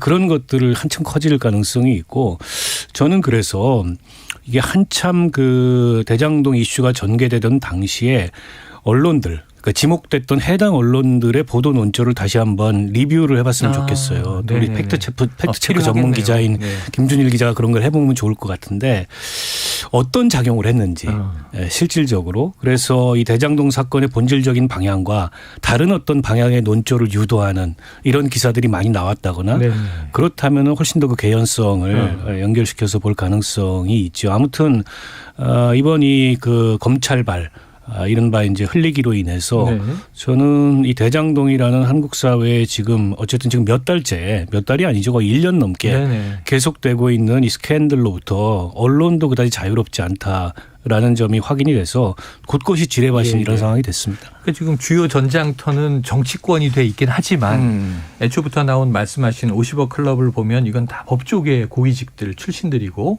고문으로 망라된 분들이 이번에 이제 언론까지도 이제 전방위 로비 대상이었다. 자, 근데 이제 여기에 대해서 해석들은 구구해요. 이 국민의힘 정진석 비대위원장은 이재명 대통령 만들기다. 한겨레를 이제 콕 찍어서 저격을 했는데 이 김준일 수석 에디터는 요 정 비대위원장 발언은 어떻게 좀 해석을 하십니까? 언론인 출신이시거든요. 네네네. 한국일보 기자 출신이신데, 그러니까 뭐. 충분히 저는 이런 발언은 이해를 합니다. 뭐 정파적으로 그런 거는 이해를 하는데 이 언론사 시스템을 잘 아시는 분이잖아요. 이분이. 이를테면은 한겨레의 이 뭐 기사 결정 과정에 있는 모든 라인이 다 돈을 먹었다. 그러면 저는 이거에 대해서 납득을 해요. 저 검찰 출입 기자 그리고 이를테면은 뭐 차장 그리고 지금 뭐 그 당시에 이제 사회부장으로 알려져 있어요. 당시에 뭐 사회부장 그 부국장 편집국장까지 일렬로 다 돈을 먹었으면은 저는 이게 말이 된다고 봅니다. 근데 중간에 한 명이 모든 거를 다 이렇게 좌지우지해가지고 돈을 먹었다고 논조를 정한다? 이거는 언론사 시스템을 아시는 분이라면은 타당하니까 이 회사의 관점이나 논조에 맞으니까 채택이 됐겠죠. 그러니까. 그리고 사실은 이게 뭐 저는 지난 얘기긴 하지만은 이런 의혹 제기가 완전히 틀렸다라고 보지도 않고 한겨레만 제기한 것도 아니거든요. 그러니까 뭐 이제 윤석열 후보하고 대장동 이거는 부산저축은행 사건부터 시작을 하잖아요. 거기서 주인 검사였는데 부산저축은행의 부동산 PF가 대장동에 들어갔는데 이거에 대해서 제대로 수사를 안 했고 그 사람의 변호인이 박영수 특검이었는데 예전에 대검 중수부에서 같이 인연이 있었고 지금 뭐 박영수 같은 경우에는 친인척에 100억을 대여받았는데 이게 50억 클럽의 일종 아니냐라고 했지만 이거 수사는 안 받고 있고 그러니까 이런 정황들을 봤을 때 이게 못 제기할 거냐라고 하면 저도 충분히 아직도 그런 의구심을 가지고 있어요. 그렇기 때문에 이거는 좀 무리하다. 저는 그렇게 봅니다. 무리하다. 이런 의혹 제기는 뭐 일리가 있을 수는 있지만 자 최초 보도한 뉴스타파 정영학 녹취록에서 이런 얘기를 이제 발췌했습니다. 고위 법조인 등으로 구성된 이른바 50억 클럽에 대해서 언급하면서 이 김만배가 문제는 사람들이 세금을 안 떼고 현찰로 달래. 그래서 문제야. 금괴하고 현찰로 달래. 이렇게 말한 것에 주목을 하면서 그렇다면 이 현찰 그리고 또 금괴로 심지어 뇌물을 받아 챙긴 사람들이 있을 수 있는 것 아니냐? 박 의원님 어떻게 보세요? 있을 수 있겠습니까? 뭐 이렇게 되면은 없었다라고 배제하기가 어렵죠. 일단 뭐 50억 언급이 나왔으니. 클럽도 있고 또 언론을 상대로마도 이런 금전 거래가 있었다는 게 거의 확인이 돼가고 있기 때문에 그 범위가 어디까지냐, 대상이 어디까지냐 이런 게 좀 자연스럽게 관심이 되지 않겠습니까? 검찰 향후 수사가 진행되면서 이게 이제 거의 게이트급으로 확대될 가능성, 그러니까 사회 각계각층을 대상으로 한 어떤 김만배 씨 로비 이런 걸로 확대될 가능성도 없지 않아 있다고 보고요. 현금이나 금괴를 선호하는 거는 그만큼 이제 이게 현금화하기가 좋고 일단 금괴 같은 경우도 현금화하기가 좋잖아요. 네네. 그리고 추적이 어렵다는 게 어렵죠. 수표 같은 경우에는 이제 추적이 가능하고 묵혀두면 오르고. 근데 이제 김만배 씨가 보면 이번에 그 한 가지 좀 납득이 안 가는 대목이 네. 수표를 인출해 가지고 은닉을 했다. 그리고 한겨레 기자한테도 수표로 1억 5천만 원짜리 수표로 뇌장을 줬다. 네네. 보통 이렇게 뇌물성 거래를 하거나 아니면 부정한 자금을 은닉할 때는 네네. 어쨌든 돈 세탁을 해서 그걸 현금화 해가지고 찾기 어렵게 만드는데 왜 이랬을까? 왜 이렇게 아마추어처럼 했을까? 굉장히 급했던 것 같아요. 그러니까 대장동 이슈가 이렇게까지 빠르게 부상하고 빠르게 수사 대상이 될 거라고는 생각하지 못했는데 그렇게 되다 보니까는 그걸 이제 돈 세탁을 해서 현금화하고 체계적으로 은닉하기 어려웠기 때문에 일단은 막 수표로 인출해 가지고 뭐 어디다 숨기고 뭐 오피스텔에 숨기고 이랬다는 거 아닙니까? 근데 일부는 지금 검찰이 찾아가지고 압수를 했잖아요. 그만큼 아마 이른바 이제 대장동 일당도 예상하지 못했던 그런 어떤 이슈 확산과 수사 속도 때문에 언뜻 보기에는 좀 납득 가능하지 않은 방식으로 이렇게 재산을 은닉하려 하는 게 아닌가. 지금도 김만배 씨는 어쨌든 본인 재산을 지키는 게 최대 이제 김만배 씨 입장에서는 그 관건인 사항인 것 같은데 검찰은 뭐 끝까지 추적해가지고 다 압수하겠다. 뭐 이런 의지를 보여주고 있잖아요. 그게 이제 김만배 씨를 얼마나 흔들지. 그래서 김만배 씨 입에서 종전과는 다른 진술이 나올지. 뭐 그 대목이 관심이 가는 대목 아니겠습니까? 지켜봐야 될 것 같습니다. 자, 오늘 좀 아쉽게 일석이조 시간이 짧아서요. 두 번째 이슈를 다 다루지 못하고 두 분께 이제 한 줄 전망을 여쭤보려고 해요.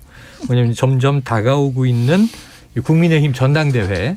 지금 당권 주자 간의 교통 정리가 조금 아직도 좀 이게 뭐지 싶은 게 지난주에는 권성동 의원의 불출마 선언이 나왔고 이번 주말부터 나오는 게 나경원 전 의원에 대한 상당히 비판적인 이야기들이에요.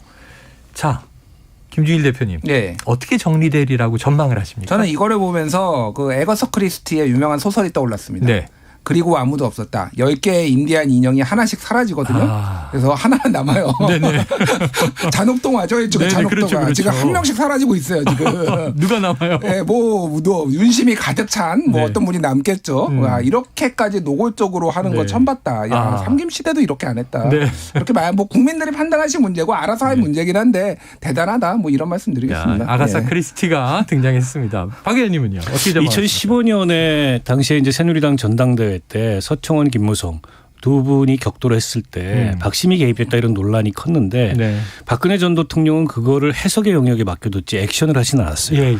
근데 이건 지금 액션을 하고 있잖아요. 권성동 주저앉히는 데 이어서 나경원 고사작전에 들어간 겁니다. 나경원 의원은 굉장히 중요한 정치적 실험대에 섰다고 생각해요. 그럼에도 불구하고 출마를 한다. 리스크는 있지만 저는 정치인이라면 당연히 그런 선택을 할 거라고 봅니다. 그런데 여기서 아이고 윤심이 그냥 찌그러지라고 하니까 출마 안 할게요. 이렇게 되면 나경원 의원이 현 정부에서 어떤 자리를 향후에 받을지는 모르겠으나 정치인으로서의 영향력이나 정치적 생명은 끝난다. 저는 그렇게 전망합니다. 알겠습니다. 청취자 0441님이요. 신랑 이름하고 같은 분이 계시는 일석이조 코너는 더 잘 듣게 됩니다. 궁금한 뉴스거리를 상세하게 쉽게 해주시니 볼륨을 더 높이 올릴 수밖에요. 근데 신랑 이름이 김준일인지 박원석인지 얘기를 안 해주셨어요. 영일인지 준일인지 원석인지 아직 몰라요. 지금 확실치 않아요. 지금. 3명의 후보가 3명? 자, 0441님 저는 모르는 번호긴 한데 이 신랑 이름도 알려주시면 좋겠네요. 자, 오늘 일석이조 여기서 정리하겠습니다. 김준일 뉴스톱 수석 에디터 그리고 박원석 전 의원이었습니다. 고맙습니다. 고맙습니다. 최영일의 시사본부는 여러분과 함께합니다. 짧은 문자 50원, 긴 문자 100원이 드는 샵 9730. 라디오 어플 콩과 유튜브는 무료로 참여하실 수 있습니다.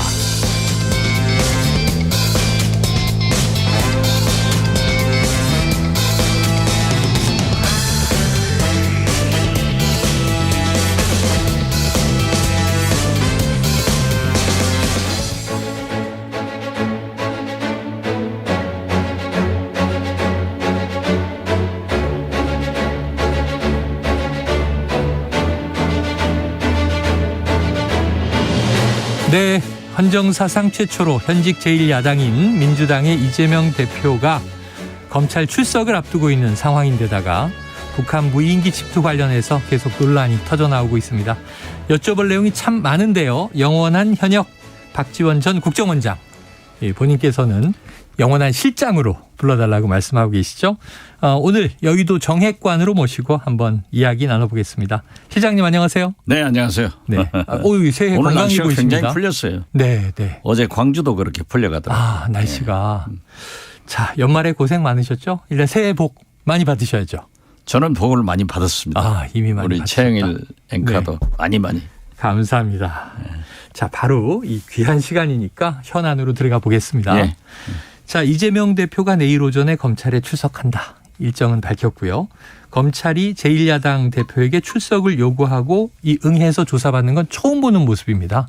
그것도 현직 야당 대표. 자, 지도부도 함께 간다고 하는데 이 상징적인 장면으로 남을 것 같아요. 근데 일전에 이미 공개 소환해달라. 그러고 되게 당당하게 들어가셨잖아요. 그렇죠. 저도 공개 소환 원했어요. 이 장면 어떻게 보고 계십니까? 제1야당 대표가 검찰의 수사를 받는다고 하는 것은 우리 정치에 굉장히 불행한 일이다. 네. 그만큼 야당 탄압의 증거가 아니냐 이런 생각을 갖습니다. 그러나 과거 김대중 야당 총재도 심지어 국정원 조사를 받았어요. 네. 서경원 의원 월북 사건 때 그때도 많은 당직자들이 많은 지지자들이 지도부가 함께 중부경찰서에서 봤는데 가셨던데 그때가 생각납니다. 우리 한국 정치가 이렇게 계속해서 여야가 첨예하게 대립하는가 하면은 야당 더욱이 제1야당 대표가 원내 의석 3분의 2에 가까운 의석을 가진 대통령 야당 대표가 8개월간 대통령과 회담 한번 하지 못하고 네네. 정부의 접촉을 검찰에서 해야 되는가. 대단히 불행한 일입니다. 정부 접촉을 대통령이 아니라 검찰과 해야 하는가. 자, 어제 보니까 이재명 대표가 한 유튜브 방송에서요. 내부 총질은 이적 행위, 총구는 밖으로 향해야 한다. 이런 또 댓글을 남기기도 했고요. 또 비서실장님께서도 주말에 광주에서 이재명 대표 중심으로 싸워서 이겨야 한다. 이렇게 얘기를 하셨는데 자, 이재명 대표와 좀 얘기를 나눠보셨는지 지금 검찰 소환에 응하는 방향은 맞다고 보시는지 어떠세요? 저하고 얘기를 나눈 바는 없지만 전화는 통화했습니다. 전화 통화했다. 그리고 제가 저도 늘 하는 얘기가 야당이 앞으로 총을 쏘지 옆으로 쏘지 마라. 네네네. 지금은 특히 민주당이 풍전등화 백척간두에 있지 않냐. 그렇기 때문에 이재명 대표가 하실 말씀은 그런 의미가 아닌가라고 생각을 하고 저야 당연히 민주당이 총단결해서 대표와 함께 싸워야 된다. 그렇게 그제 광주 강연을 통해서 강조했습니다. 네. 광주에 강연을 다녀오셨군요. 네, 그렇습니다. 네네. 지금 최근 대학 지방 강연을 많이 하는데 광주 지난 토요일 강연을 했는데 500명, 700명이 모였어요. 들어오지를 못했는데 아무튼 코로나 이후 최대의 정치 집회였고 광주 시민들이 구멍이 뻥 뚫린 귀가 확 트이는 그런 말씀을 해줬다 하고 호평이 좋고 전국 언론에서 다 보도를 했더라고요. 자, 그런데 이제 지금 실장님께서 해주시는 말씀이 이제 민주당의 입장에서는 야당 탄압이다. 그런데 이제 검찰이나 또 공권력, 정부 차원에서는 이제 근거를 가지고 이제 소환을 하는 거 아니겠습니까? 근거를 가지고 있지만은 아직까지 제시는 못 하고 있잖아요. 제시는 못 하고 있다. 이재명 대표만 하더라도 지금까지 대장동 가지고 그렇게 난리를 치더니 어느 날 갑자기 성남 FC로 돌아갔고 성남 FC는 과거 검찰에서 무혐의 처리를 한 거예요. 대통령이 바뀌었다고 해서 다시 조사를 하는 것은 아무리 봐도 야당 탄압이라고밖에 볼 수 없지 않냐. 그러나 그러한 유죄 입증은 검찰이 하기 때문에 네. 내일 조사 결과를 보면은 나타나겠죠. 예. 자, 그런데 이제 이 말씀하신 대로 대장동이 있고요. 또 이제 성남 FC도 있고 기타 등등의 사법 리스크가 이제 여러 건들이지 않습니까? 언론에 터진 것만 해도 수사 대상이. 그러면은 계속 소환 요구를 할 수 있잖아요. 그럼 앞으로 어떤 대응이 필요하다고 보세요? 그러한 것을 시사전을 해서 네. 지지난주 대통령실 고위 관계자를 통해서 특정 보도를 했더라고요. 네네. 앞으로 이재명 대표에게는 계속 검찰에서 소환 요구서가 날아갈 거고 국회에는 체포동의서가 날아갈 거다. 이건 대통령실에서 그렇게 수사 가이드라인을 주고 피의 사실을 공표하면 안 돼요. 네. 그건 우선 잘못했다 이런 지적을 하면서 이미 예상됐던 거 아니에요? 네. 그렇기 때문에 저는 피할 수 없는 길이다. 당당하게 맞서라. 그러나 지금 현재까지 그 누구도 지난 거의 뭐 4, 5년간 계속되고 있는데 이재명 대표에게 돈을 주었다. 진술이 안 나오잖아요. 네네. 측근들도 정진상, 김용등 네. 구속돼 보고했다.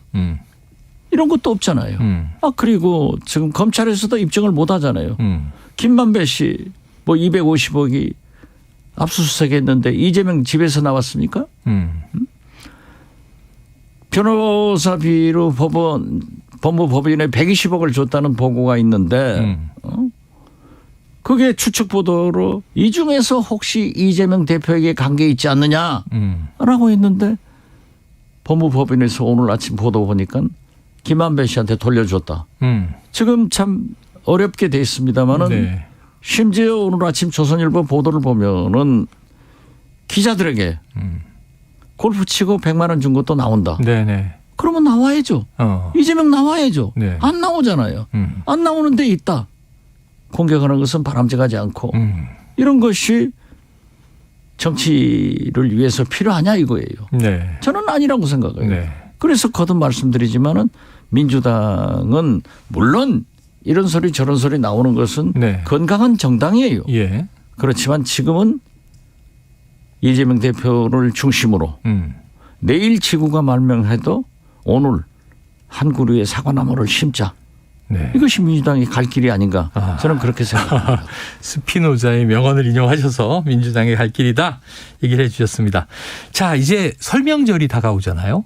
이때 항상 정치권 화두가 어떤 이제 의제를 민심의 밥상에 올릴 것이냐 이런 얘기를 하는데 그러면 이제 민심에는 이게 좀 어떤 영향이 있을지 소환 이후 또 이제 실장님이 생각하시는 그럼 야당이 좀 지금 주력해야 할 의제는 무엇인지 좀 설파를 해 주신다면요. 저는 처음부터 민주당에게 윤석열 대통령이 비록 24%포인트까지 지지도가 떨어졌지만은 쉽게 보지 마라. 저분이 검찰총장 출신이다. 네네.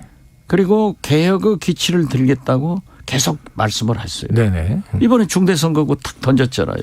그리고 가장 중요한 노동, 연금, 교육, 개혁. 3대 개혁의 화두를 던진 것은 집권 8개월 만에 지금까지 무엇을 하겠다고 하는 아젠다를 던진 적이 없어요. 네네. 이걸 던졌단 말이에요. 잘했어요. 필요한 거예요. 그렇기 때문에 저는 민주당이 원내 의석의 3분의 1을 가지고 있기 때문에 이러한 3대 개혁 특위를 국회 내에서 야당만이라도 TF를 만들어 가지고 대비를 해라. 네네. 그래서 국민과 당사자와 전문가가 함께하는 정치개혁 3대 개혁이 이루어져야지 네. 윤석열 대통령한테만 맡겨버리면은 이분 화물연대처럼 독선적 네네. 반민주적 개혁이 된다. 그러나 윤석열 대통령은 화물연대, 전장년 이런 것을 강하게 함으로써 그 추종 세력들은 집결한다. 네네. 지지도도 올라갈 것이다. 단 윤석열 대통령이 전 국민의 대통령이 돼야지 네. 30% 40%의 태극기 대통령이 돼서는 안 된다. 하는데 저는 윤석열 대통령이 전 국민의 대통령이 아니고 네. 태극기 부대 대통령으로 가고 있다. 이것을 원내 의석 3분의 1을 가지고 있는 네. 민주당이 거듭 말씀드리지만 예. 개혁의 기치를 들고 한 손에는 사법리스크 한 손에는 개혁. 그래서 국민과 함께 전문가와 함께 당사자와 함께 개혁안을 네. 냈으면은 이 정도는 안 됐을 거예요. 예. 그러나 지금도 늦지 않았다. 네. 박근혜 대통령은 민주당의 경제민주화 국민통합을 갖다 대통령 당선됐고 네네. 클린턴 미국 대통령은 공화당의 동성애 반대 정책을 갖다가 미국 대통령이 됐다. 네. 개혁은 늦지 않았다. 네. 지금이라도 빨리 대비를 해라. 이런 얘기를 하고 싶고 예. 그렇게 하면은 민주당이 국민들로부터 평가를 받는다. 저는 그렇게 봅니다. 알겠습니다. 자, 내일 이재명 민주당 대표의 소환을 앞두고 있기 때문에 좀 자세하게 최근의 이야기를 여쭤봤고요. 자, 이런 거 좀 여쭤볼게요. 이게 실장님께서 이 윤석열 정부 초기부터 좀 주장하던 내용과 일맥상통합니다. 대통령실이 공직자 감찰 조사팀을 신설한다. 이런 내용이 전해져서 그럼 이게 윤석열 정부 출범 이후에 폐지됐던 민정수석실의 기능을 부활시키는 건가? 이런 궁금증이 있어요. 이건 어떻게 예상하십니까? 그러니까 윤석열 대통령이 멀쩡한 청와대 버리고 용산 네. 대통령실을 옮겨가지고 네. 잘한 것도 있겠지만 네. 드론 무인기 침공을 받은 거예요. 네. 모르잖아요. 예, 예. 지금 청와대에는 북한산 뭐 산이 있어가지고 다 장치가 돼 있어요. 네네네. 공격할 장치도 돼 있어요. 예. 용산 대통령실은 허벌판이고 없어요. 근처에 있는 남산이나 매봉산은 이미 시민들한테 돌아갔기 때문에 네네네. 그런 시설을 못하는 거예요. 마찬가지로 민정수석실이 오랫동안 대통령들이 필요하기 때문에 가지고 있었던 건데 이걸 폐쇄했단 말이에요. 네. 인사검증 법무부로 주기 위해서 폐쇄한 거예요. 네. 폐쇄한 거예요. 그래가지고 지금 다시 민정수석실을 복구하는 방법을 취하고 있는데 이번에 감찰실을 강화한다. 신설한다. 예. 이미 감찰은요. 공직자 감찰은 총리실, 네. 국무조정실에서 하고 있는 겁니다. 이걸 강화하는 것은 총리실, 국무조정실의 감찰 권한을 다시 더 감독하겠다 예. 하는데 아니 대통령실은 뭐가 필요만 하면은 국방부, 합참, 방패 이번에도 지금 가장 중요한 국군 뭐죠 사이버 사령부 네네. 방패 하니까 아무 소리 못하고 방패 나가는데 예. 왜 이렇게 준비가 안 된 정부가 됐느냐. 그래서 저는 총체적으로 이제 8개월이 넘고 1년 되기 전에 이러한 것을 잘 검토해서 네. 완벽하게 다시 출발했으면 좋겠다. 네. 이런 생각 같습니다. 준비 과정을 그리고 거쳐서. 감찰실이 네. 제일 중요한 것은 대통령 영부인 친인척 감독을 해야 되는 거예요. 자기들께서는 안 하고 네네. 공직자만 하면 되겠냐 이거죠. 예. 알겠습니다. 자, 지금 잠깐 언급을 하셨는데 말이죠. 또 이게 모르는 청취자분도 꽤 계실 것 같습니다. 사이버 작전 사령부, 예, 줄여서 사이버사, 북한의 해킹 능력이 상당히 이제 높다고 하는데 거기 대응하기 위해서 만들어진 북한도 높지만은 우리나라 해킹 방어 능력이나 여러 기술이 세계적입니다. IT 쪽으로는. 그런데 이 사령부가 사용 중인 서울 용산 일대 건물 중에 일부를 비워달라 이렇게 통보를 해서. 군대한테만 밤낮 방을 빼라고. 이거 어떻게 보세요? 왜 그런 걸까요?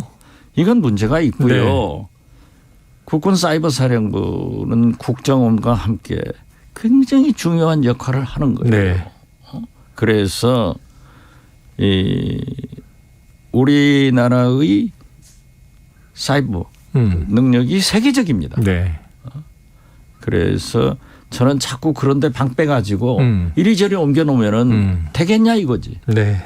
그래서 좀 감찰실 강화하더라도 신중하게 해줬으면 좋겠다. 네. 그리고 왜 꼭 군에만 빼라가냐 이거. 네. 왜 군에만 빼라고 하느냐.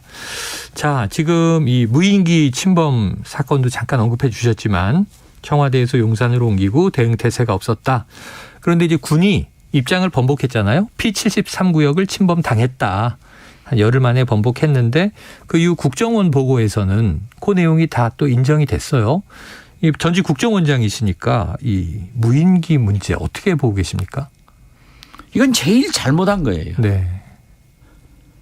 국군 통수권자인 대통령께 네. 보고도 안 되고 국방부 합참에서 수방사 등 자기들끼리도 협업이 안 되고 네. 열흘간 숨긴 거예요.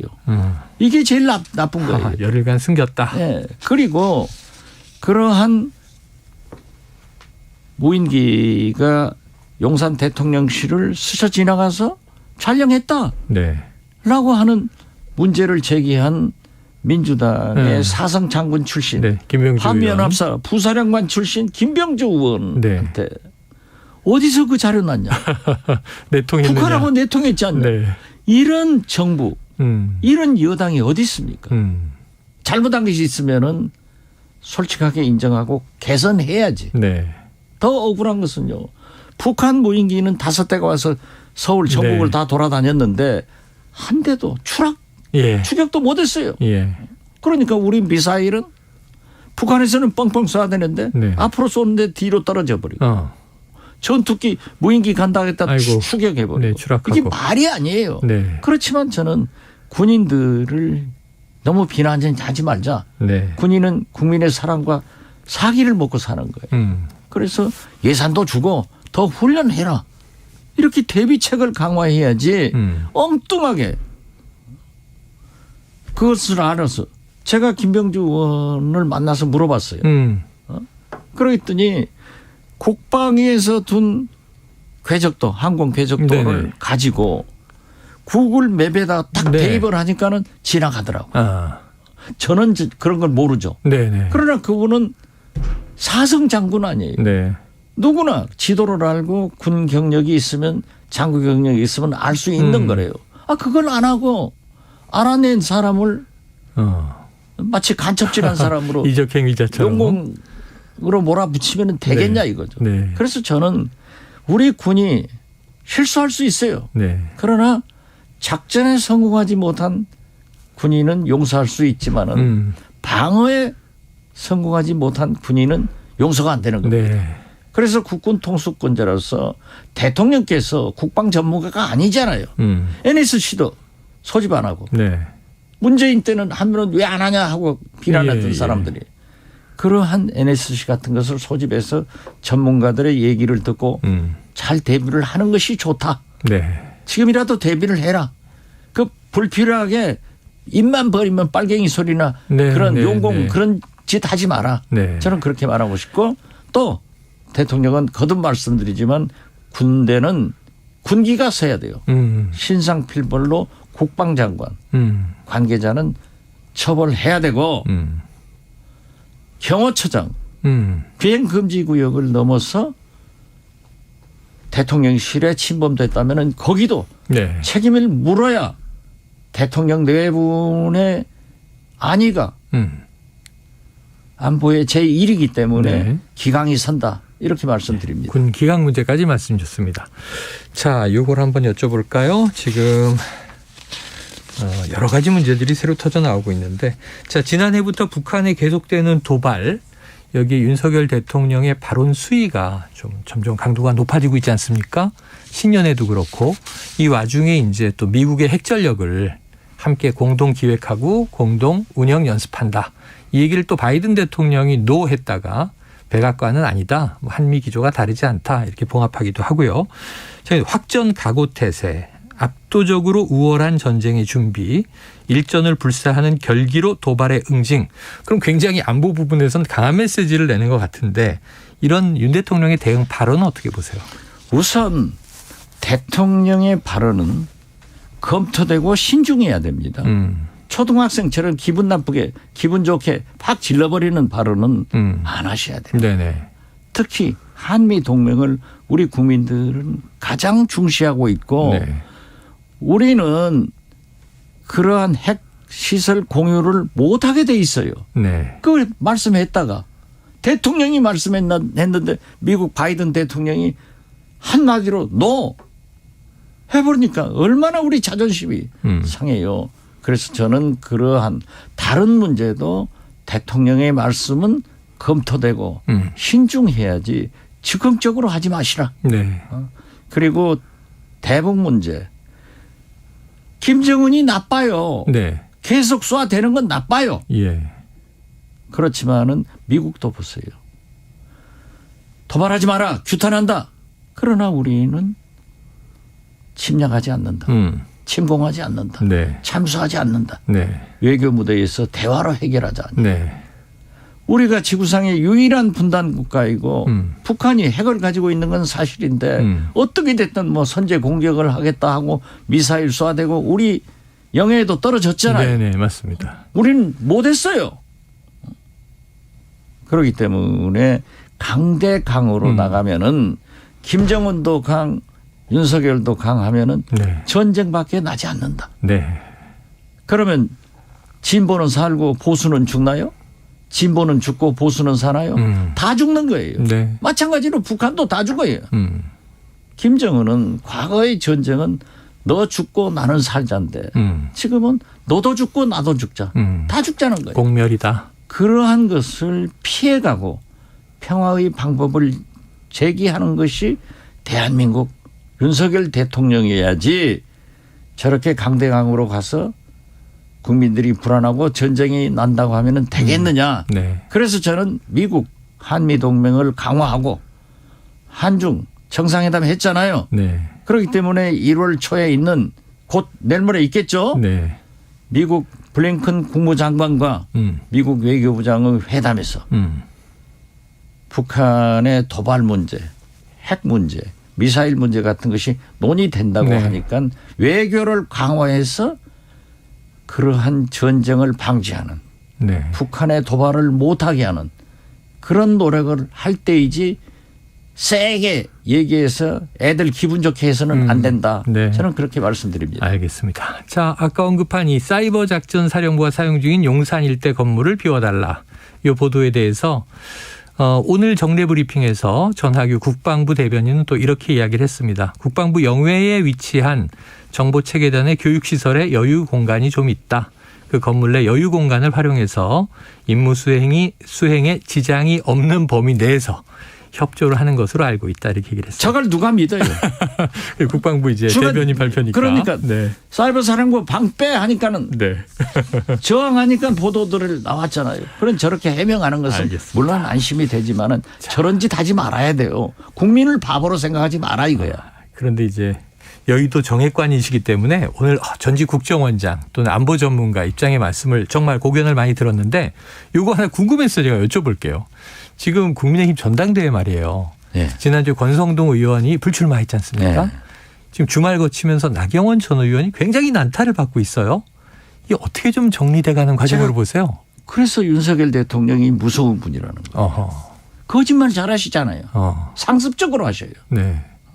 나는 당무 개입하지 않는다. 네, 평당원이죠. 하시잖아요. 그리고 얼마나 우리 피파 16강 카타르 월드컵 테일러 심판이 레드카드를 벤투 감독한테도 해버리잖아요. 맞습니다. 그런데 윤석열 대통령의 레드카드는 이상민 장관한테 줘야 될 레드카드를 자 당권 주자들 전당대회에 남발을 하더라고요. 처음부터 유승민 의원의 출마를 방지하기 위해서 100% 당원제 결선제로 하더니 제가 볼 때는 윤핵관 중에 윤핵관 권성동이 나는 될 거다라고 했는데 정리를 하신 것 같아요. 장제원 손 들어준 것 같아요. 윤핵관 탁 레드카드에서 아무 소리 못하고 뒤로 물러가잖아요. 당심은 나경원이에요.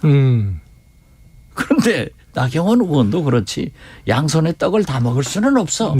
저출산 고령의 부위원장 기후대사 했으면은 왜 그걸 받아요? 받아놓고 뭐 국민들은 청와대 대통령실에서는 장관급이라는데 자기만 부총리급이라고 엔조이 하더니 이제 당심이 있으니까 뭐 저출산 방지를 위해서 그러한 얘기를 하니까 청와대 수석이 나와서 냈다 갈겨버리잖아요. 어휴, 냉정하던데요. 또 나경원 의원이 뒤로 물러서니까 그것이 더 나쁘다 하면서 이미 레드카드를 주었다. 레드카드 줬다. 그렇게 봐요. 알겠습니다. 자, 아유, 오늘 참 시간이 너무 잘 가요. 그럼 누가 될까요? 네. 김장연대가 남지 않습니까? 안철수 의원도 남았는데. 안철수 의원은 또 단일화할 때 필요하겠죠. 네. 또 유승민 전 의원은 아직 고민 중이다. 이렇게 고민 중이지만은 나가요. 나가서 처참하게 네. 낙선을 하든지 처절하게 패배하는 당선을 하든지 네. 그래야 길이 열리는 거예요. 그래야 길이 열린다. 야, 이게 또 정치 구단의 조언이었습니다. 오늘 굉장히 흥미진진한 얘기를 많이 들었습니다. 지금까지 박지원 전 국정원장, 영원한 실장, 영원한 현역이었습니다. 오늘 말씀 고맙습니다. 네, 감사합니다. 네. Splish splash, I was taking a bath. Long about a Saturday night. Yeah. 점심 먹고 유쾌한 시사 디저트 한 입. 최영일의 시사본부. Well, I stepped out the tub and put my feet on the floor. I wrapped the towel around me and I opened the door. And in a splish splash, I jumped back in the bath. Well, how was I? 자, 이 최영일의 시사본부에서 청취자 여러분께 새해 감사의 인사로 일명 최영일 커피 추첨을 통해서 나눠드리고 있습니다. 샵 9730으로요. 짧은 문자 50원, 긴 문자 100원 청취 의견들을 많이 보내주시면 저희가 추첨을 통해서 커피 쿠폰을 보내드리도록 하겠습니다. 자, 오늘의 월요일의 마지막 코너죠. 문희정 국제시사평론가와 함께하는 국제본부 문평론가님 스튜디오에 나와 계십니다. 어서 오세요. 네, 안녕하십니까. 자, 이거 앞에 일부에서 짧게 다루긴 했는데 이 브라질 소식 말이죠. 네네. 이 보우소나루 전 대통령의 지지자들이 의회에 난입했다. 이게 트럼프 전 대통령 대선 불복 같은 상황이냐? 지금 어느 정도 심각해요? 그거랑 사실 비슷하죠. 왜냐하면은 지난해 대선 끝나자마자 거기에 불복하는 시위를 어느 정도까지 했냐면은 전국의 고속도로에 바리케이트를 치고 그 지지자들이 일반 시민들이거든요. 네. 예, 그래서 사실 브라질 하면 또 축구의 나라잖아요. 그렇죠. 축구 팬들이 내가 고속도로를 통해서 축구장에 가야 되는데 그 바리케이트 때문에 못 간다. 그래서 축구 팬들이 그 바리케이트를 다 치우고 갔다는 거 아닙니까? 네네. 그런 얘기까지 나올 정도였는데 문제는 이 사람들이 군을 향해서 이 선거 불복뿐만 아니라 쿠데타를 해줘야 된다라는 식으로 얘기를 했어요. 그런데 보우소나루 전 대통령 같은 경우에는 본인이 소령 출신이고 본인도 군부 쿠데타를 굉장히 찬성하는 사람이었거든요. 그래서 그런 부분과 관련해서 굉장히 좀 위험한 상황이 감지가 됐었는데 이번에 아니나 다를까 의회 그리고 대법원 그리고 대통령궁 이 세 군데 중요한 세 군데가 다 뚫렸다는 거 아닙니까? 그래요. 예. 자, 그러니까 지금 이제 이미 과거에 집권했다가 재집권한 룰라 대통령은 좌파 대통령인 거고. 진보. 보우소나루는 이제 보수, 극우. 네. 그런데 군부 쿠데타까지 지금 추동을 하고 있다. 그렇습니다. 야. 그러니까 통제가 되지 않아요? 그러니까 이게 아마도 경찰들이 굉장히 숫자 자체가 부족했다라고 얘기를 하고요. 그래요? 심지어 어떤 경찰 중에서는 본인이 그냥 동영상을 찍고 있었다. 또는 무기력하게 있었다. 그리고 또 시위대로부터 폭행을 당한 경찰도 있었다라는 얘기가 나오니까 룰라 대통령이 이건 정말 용납할 수 없는 일이 벌어진 거기 때문에 연방정부의 보안 개입을 선언을 한 상태고요. 그리고 이제 국제사회도 이건 민주주의에 대한 공격이라면서 룰라 정부 지지를 표명하면서 굉장히 비판을 크게 했습니다. 그러니까 보우소나루 전 대통령 같은 경우에는 룰라 대통령 취임식 전에 미국 플로리다주로 출국을 해버리거든요. 그러면서 취임식에 참석도 안 했잖아요. 이번에 사실 이제 본인이 시위자들 부추긴 거 아니냐라는 얘기 나오니까 나는 그 시위와 관련이 없어. 라고 발뺌을 하고 있다는 거죠. 트럼프 전 대통령 집도 플로리다에 있지 않나요? 그렇습니다. 그래서 사실 미국 내 언론이 그 부분을 비판적으로 보도를 했어요. 플로리다가 이런 식으로 독재자들 모아놓는 곳이냐라는 얘기까지는 했죠. 자, 다음은 이런 일을 먼저 겪었던 미국 의회 소식으로 넘어가 보겠습니다.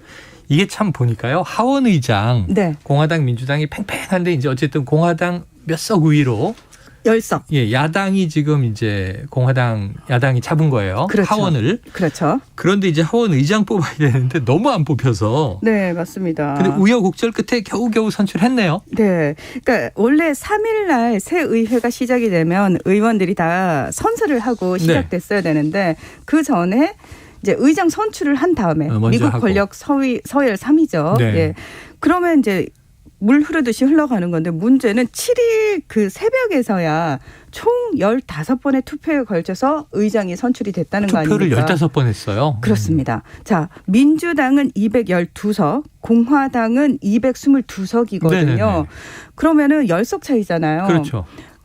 민주당에서도 1명, 공화당에서도 1명 원내대표들이 하원 의장으로 후보로 출마를 했어요. 후보 2명이고. 예. 이 15번의 투표 동안 민주당 그 원내대표는 그 의석 수대로 212표를 계속 얻습니다. 네네네. 그런데 이 공화당의 원내대표 케빈 메카시 의원 같은 경우에는 계속 표가 안 나오는 거예요. 그러니까 이제 전체 공화당 표가 다 집결되지 않았군요. 그렇습니다. 그래서 이유가 뭐냐.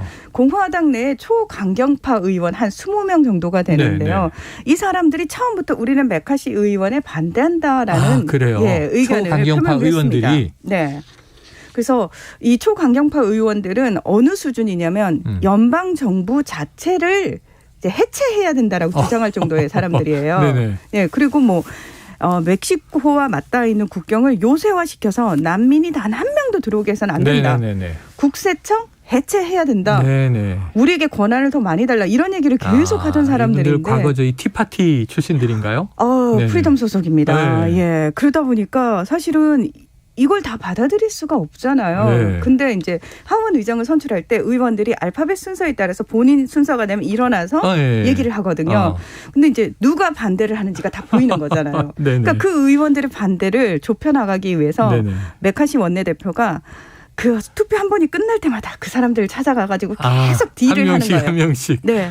그래서 결국은 그 사람들의 의견을 어느 정도 받아들였어요. 특히 이제 중요한 부분이 하원에서 가장 중요한 위원회라고 할 수 있는 운영위원회에 공화당 몫에서 3분의 1을 당신들한테 주겠다. 그 뭐 222석 중에서 20명밖에 안 되는 의원들한테 그런 약속까지 해가면서 겨우. 어떻게 당선이 됐느냐? 다 찬성을 해줬느냐? 아니요.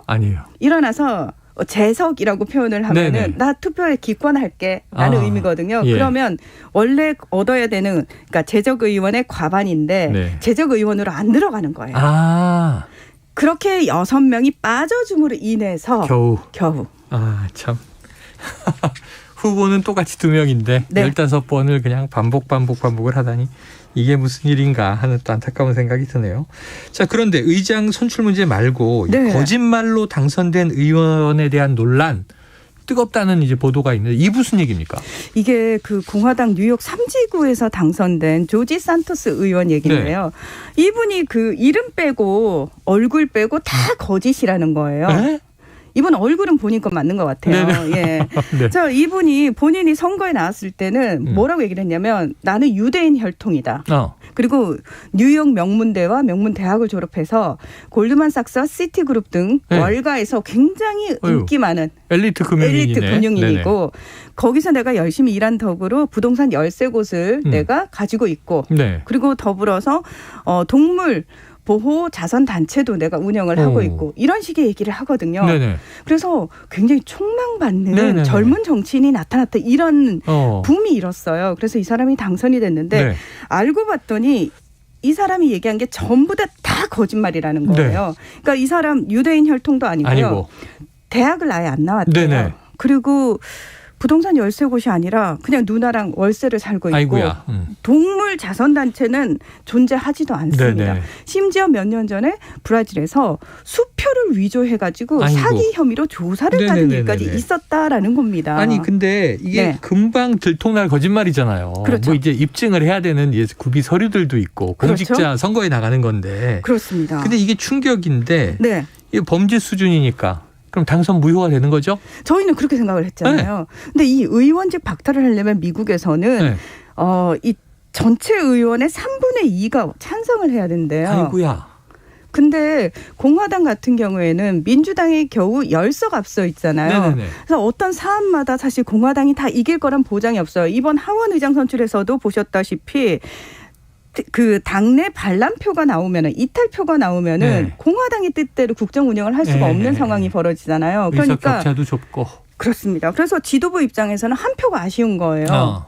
그래서 이 일과 관련해 가지고 침묵을 하고 있다라는 겁니다.